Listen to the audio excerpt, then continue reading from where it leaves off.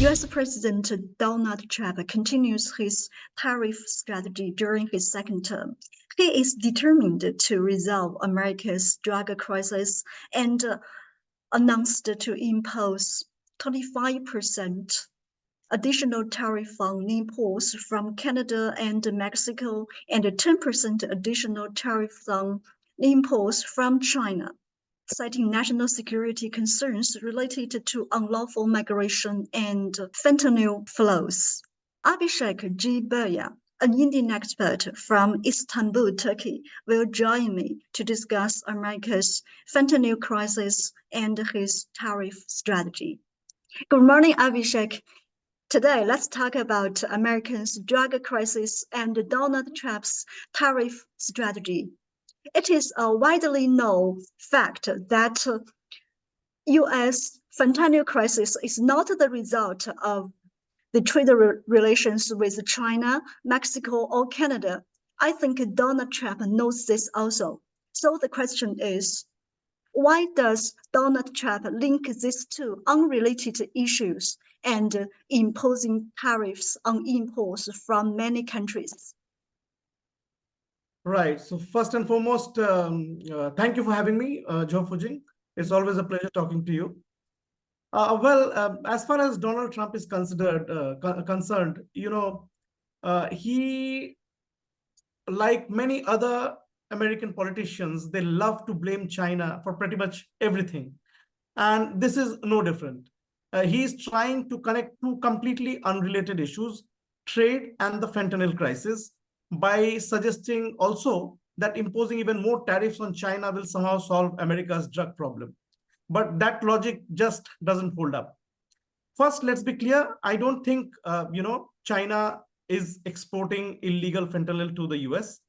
It is a fact proven by many other, testimonies and other evidence in the public.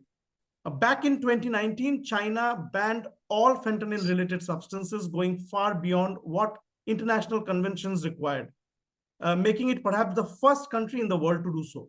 And since then, US border officials themselves have admitted that they haven't seized any fentanyl shipments coming from China. So where is the problem? I think the real issue is chemical precursors. These are legal chemicals that are used in all sorts of industries, not just drug making. Some of these substances end up in third-party countries where criminal organizations, and none of them are Chinese, by the way. So criminal organizations in third countries use them to manufacture illegal fentanyl. Then the drugs are smuggled across the US-Mexico border by cartels armed with American weapons, as reported, and financed with American cash. In other words, the fentanyl problem is not a China problem. It is an American problem. And yet Trump has proposed, an extra 10% tariff on Chinese goods, as if that's going to stop drug smuggling. I don't think it would do any better. And here's why this approach is completely misguided. Firstly, tariffs won't stop drug trafficking. Criminals will always find new ways to smuggle drugs. They aren't paying tariffs. Secondly, tariffs actually hurt regular Americans. Prices go up, inflation gets worse, and the people struggling most, many of whom are also affected by the drug crisis, end up paying the price. And thirdly, it pushes China away, not toward cooperation. China has worked with the US on fentanyl issues in the past, but if Washington keeps undermining Beijing on trade, sovereignty, and security, there's no reason for China to engage them. And finally, these unilateral actions also violate a World Trade Organization rules, WTO rules, undermining the multilateral trading system that both China and the US are part of. China doesn't want to be blamed for America's drug crisis. It has its own strict drug laws and has taken action on fentanyl. What I think China won't do is give in to pressure tactics like tariffs and threats. If the US really wants to tackle this crisis, it needs cooperation, not economic warfare.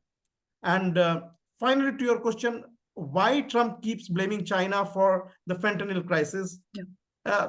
It basically serves two purposes that mostly addresses Trump's domestic audience. One, it distracts from the fact that America's own border enforcement and drug policies have failed. Second, it justifies economic measures against China, like tariffs and sanctions, under the guise of national security. If the US truly wanted to address fentanyl abuse, it should work with China, not against it. There is already an established US-China anti-drug working group, and both sides have cooperated on intelligence sharing. However, Trump's approach, blame, sanctions, and trade barriers, actually hurts this cooperation.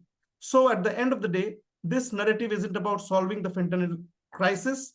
It's about politics, economic competition, and a convenient scapegoat for America's own policy failures.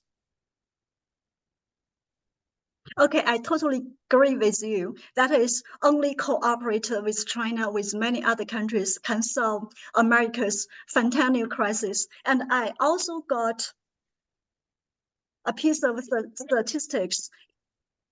It says US accounts for 5% of the world population, but it consumes 80% of the global supply of opioids, and making it both the largest producer and consumer of the fentanyl-based pharmaceuticals. Okay, only cooperation can solve the drug crisis.